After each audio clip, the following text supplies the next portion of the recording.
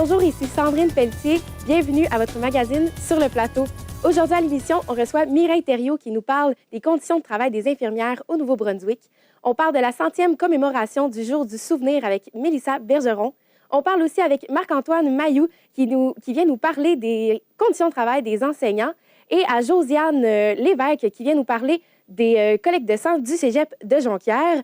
Ensuite, on discutera avec Marianne Auclair qui vient nous parler de la stimulation électromusculaire.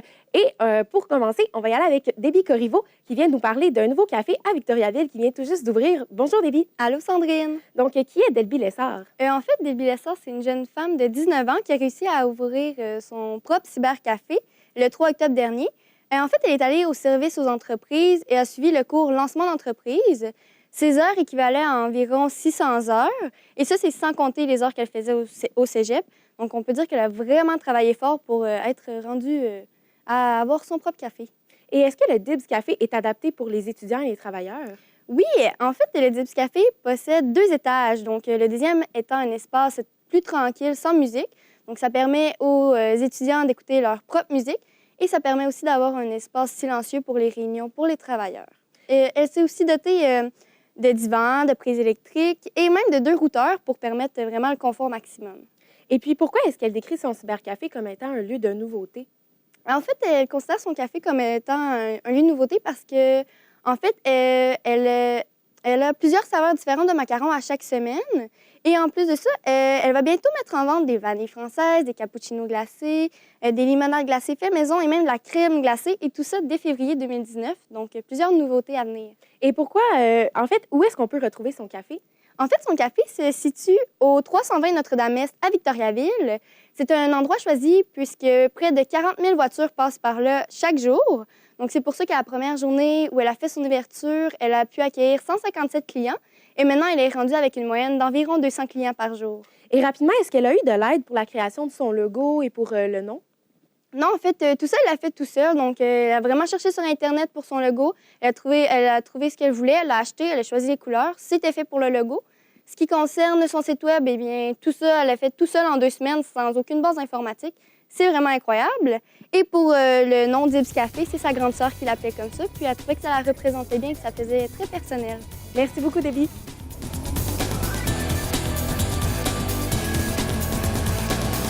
Nous sommes présentement avec Marc-Antoine Mailloux qui vient discuter avec nous des conditions de travail des enseignants au secondaire, plus précisément les revendications face au manque de ressources. Bonjour Marc-Antoine. Bonjour Sandrine. Je vous mets en contexte. Sur 286 élèves, 95 d'entre eux ont un plan d'intervention adapté à l'École Bonnier de Mercier.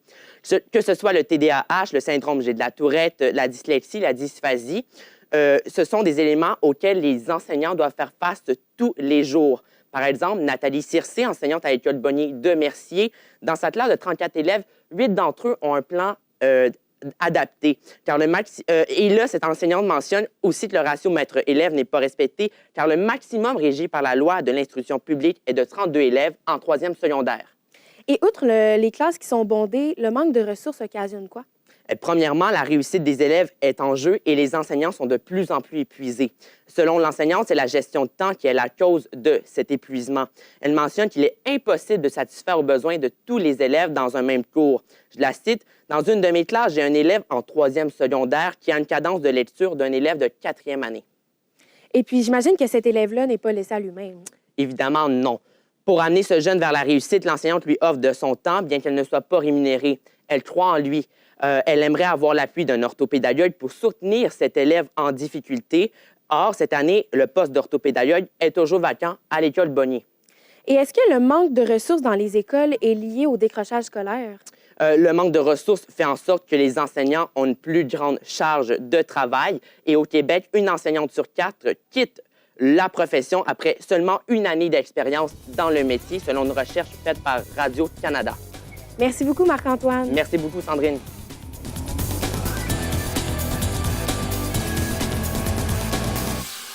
J'ai en ma compagnie Marianne Auclair qui vient nous parler d'une entrepreneure québécoise qui vient tout juste d'ouvrir un salon de stimulation électromusculaire à Québec. Bonjour, Marianne. Oui, bonjour. Donc, comme vous l'avez dit, c'est Catherine Audet, donc une entrepreneure de Québec qui a ouvert en juillet dernier un salon de stimulation électromusculaire.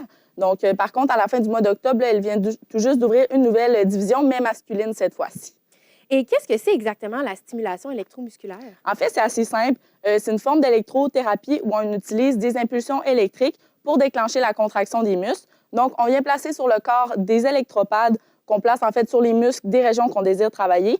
Puis, c'est les pads qui vont venir produire des impulsions qui imitent les influx nerveux de notre système nerveux central qui provoquent la contraction des muscles. Donc, c'est une technique très ancienne, mais on a commencé vraiment tout récemment à l'utiliser dans le milieu de l'esthétique. Et pour quelles raisons, en fait, les gens utilisent la stimulation électromusculaire, mais plus à des fins esthétiques? Donc, puisque les muscles sont stimulés, en fait, le corps réagit de la même manière que comme lorsqu'on s'entraîne. Par contre, cette fois-ci, on est couché sur une table. Donc, ça permet de perdre des kilos, de renforcer les muscles, les raffermir et les tonifier. Donc, ça a vraiment plusieurs utilités, là. Et puis, vous avez mentionné en début que la propriétaire venait tout juste d'ouvrir une nouvelle section pour les hommes. Est-ce que c'est parce qu'au départ, c'était un service qui était réservé aux femmes? En fait, non, pas nécessairement. C'est simplement qu'elle n'avait aucune demande de la part des hommes. La majorité des gens croyaient que c'était un service qui était vraiment offert pour les femmes seulement. En fait, c'est tout ce qu'on voyait dans les médias. Donc, on croyait que les femmes allaient là pour raffermir leur forme, puis également perdre quelques kilos. Mais on a trouvé une nouvelle utilité, en fait, c'est que les hommes utilisent ça pour venir compléter leur entraînement. Par exemple, quelqu'un qui va se blesser va pas pouvoir entraîner une certaine partie de son corps, donc va pouvoir venir la raffermir au salon. Merci beaucoup, Marianne. Merci à vous.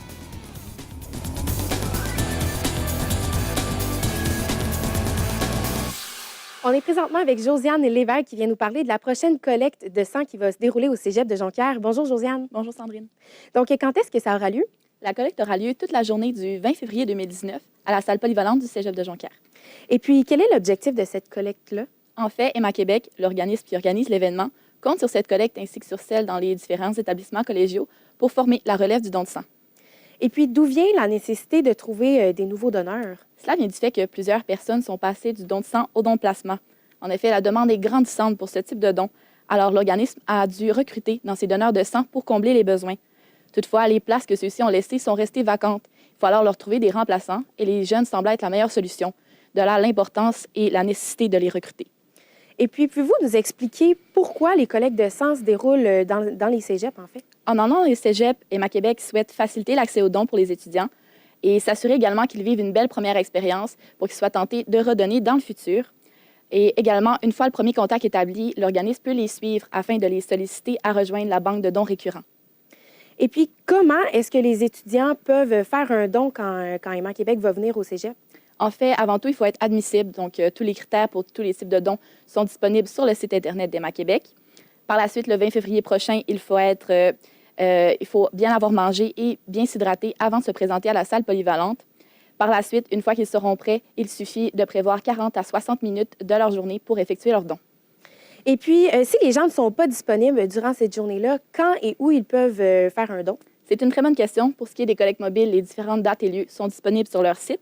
Sinon, il est possible de donner en tout temps dans une succursale Globule ou Plasmavie.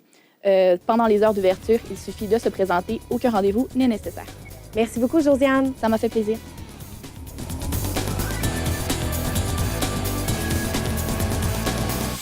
On est présentement avec Mélissa Bergeron qui vient nous parler de la commémoration du 100e jour du souvenir. Bonjour, Mélissa. Bonjour Sandrine.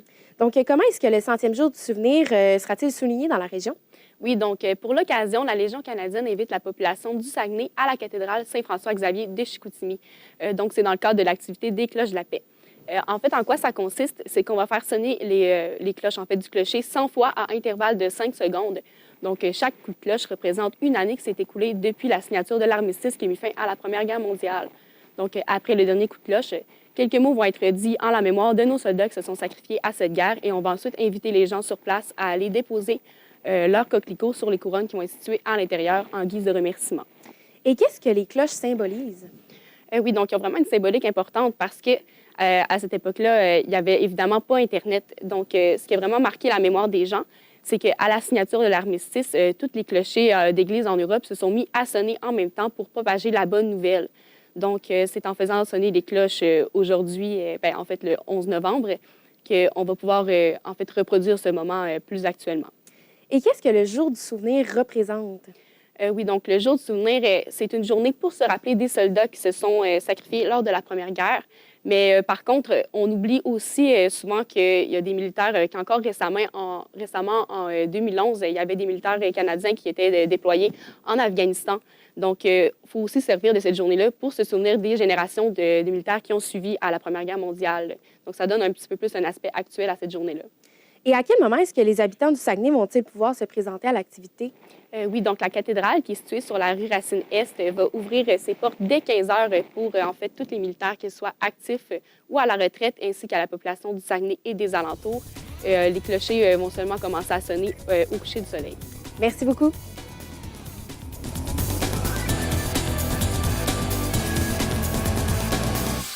On est présentement en compagnie de Mireille Thériault qui vient nous parler des conditions de travail des infirmières au Nouveau-Brunswick. Bonjour Mireille. Bonjour Sandrine. Est-ce que les conditions de travail des infirmières du Nouveau-Brunswick sont les mêmes que celles du Québec? Oui, ce sont les mêmes conditions de travail car les infirmières vivent dans de mauvaises conditions, un peu comme celles au Québec selon plusieurs faits et témoignages récents. Et puis, quelles sont ces conditions de travail? Ces conditions sont la surcharge de travail. Les infirmières doivent effectuer plus de tâches à leur travail. Il manque de personnel dans les hôpitaux. Donc, ce en raison car il y a de moins en moins d'infirmières dans les hôpitaux. Donc, il y a un manque de ressources.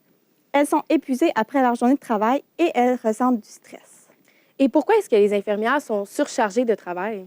Après l'interview d'une infirmière, elle m'a dit que c'est en raison du manque d'employés dans les hôpitaux. Étant donné qu'il manque du personnel, les infirmières doivent faire plus de tâches, ce qui demande beaucoup plus de temps. Donc, elles feront des heures supplémentaires. Et comment est-ce que les infirmières se sentent après avoir travaillé? Elles se sentent épuisées. Selon l'infirmière interviewée en entrevue, cela lui est déjà arrivé qu'elle est arrivée chez elle et elle s'est mise à pleurer, justement en cause qu'elle était fatiguée et épuisée. Et puis, est-ce que les conditions de travail influencent le stress des infirmières? Oui, elles sont plus stressées. Toutes ces conditions vont faire en sorte que cela va affecter l'anxiété chez l'infirmière. Et puis, la surcharge de travail et le stress, est-ce que ça a un impact sur les patients? Oui, car les infirmières vont passer moins de temps avec les patients. Au lieu de faire 3 ou 4 patients, elles feront plus de patients qu'à l'habitude. Donc, elles doivent prioriser les soins accordés aux patients. Merci beaucoup, Mireille. Ça a été un plaisir. Merci, Sandrine. Merci à Déby Corriveau, Marc-Antoine Mailloux, Josiane Lévesque, aussi à Marianne Auclair, Mélissa Bergeron et à Mireille Thériault. Je vous remercie, chers téléspectateurs, d'avoir été des nôtres. On se revoit à la prochaine.